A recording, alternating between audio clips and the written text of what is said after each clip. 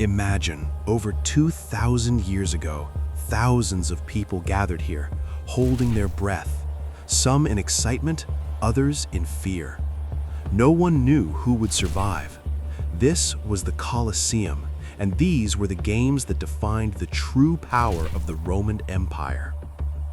The Colosseum, an engineering marvel, could host over 50,000 spectators.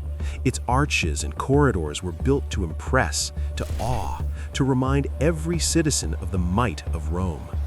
But behind the grandeur, there was blood, sweat, and human suffering. Every stone tells a story, not just of history, but of control, fear, and manipulation. The emperor's power was displayed through the arena. Every gate, every step, every entrance designed to dominate the senses.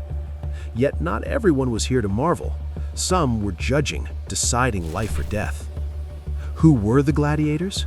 Slaves, prisoners of war, and a few brave volunteers seeking fame or glory. They endured grueling training, strict diets, and harsh discipline. Every move, every swing of a sword, every step in the sand could be their last. Fame came only to a few. Some became legends, admired and feared throughout Rome. The audience didn't cheer just strength, they cheered courage, skill, survival, the story that each fight told. Imagine being there, in the center of the arena, with all eyes on you, the roar of the crowd both thrilling and terrifying. Not only men fought, wild beasts were unleashed: elephants, lions, leopards, and bears. The crowd gasped as predators charged, jaws snapping, claws tearing. But the goal was the same: to show power, to provoke awe, to control the masses.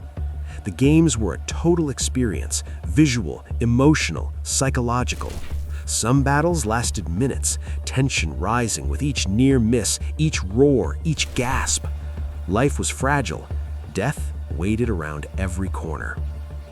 The crowd could decide a gladiator's fate with a simple gesture: a thumb up, a thumb down. But this was more than judgment. It was a lesson in discipline, a mirror of the empire's control. The Colosseum became a school of power, teaching command and submission, fear and hope.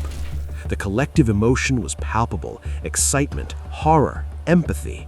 Some spectators came seeking adrenaline, wanting to feel part of something far greater than themselves. Within the arena, countless micro-stories unfolded. Two veteran gladiators faced off, each anticipating the other's moves. A young, inexperienced fighter confronted a wild beast, every muscle tense, every breath shallow. A lion charged, and the audience held their collective breath. Survival relied not just on strength, but on cunning, skill, and even the favor of the crowd.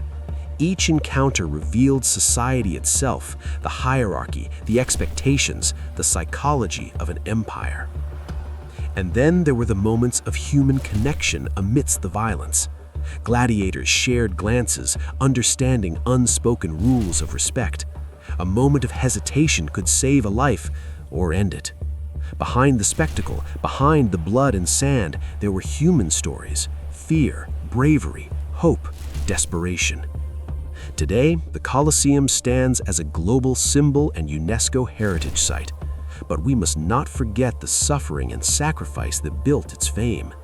Visiting today is not only about witnessing Roman greatness, but reflecting on the cost of power, spectacle, and control.